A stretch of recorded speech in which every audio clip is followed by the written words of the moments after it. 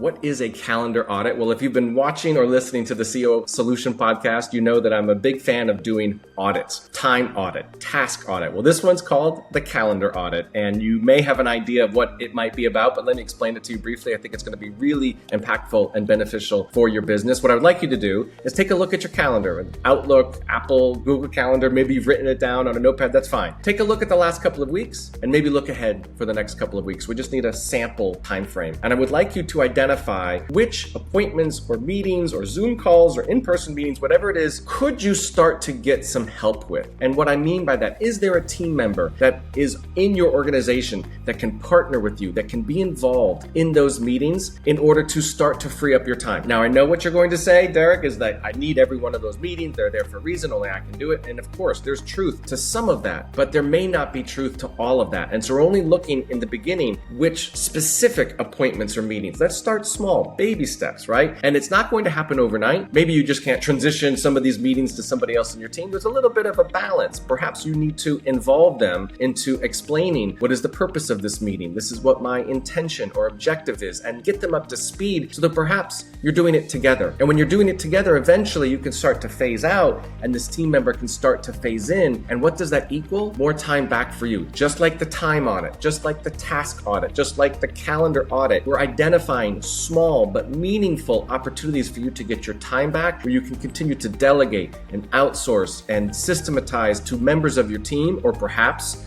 a trusted fractional chief operating officer, a COO that can take on some of those discussions, some of those meetings, some of those important conversations which are critical in your business, but you don't need to be involved in every single one. And if we start to strip away in small baby steps here and there, those appointments, those meetings, you start to get your time back, you start to get your momentum back, and you start to get the ability to innovate and think about the bigger picture. So take me up on it, do the calendar audit, take a look. I'd love to know what you think.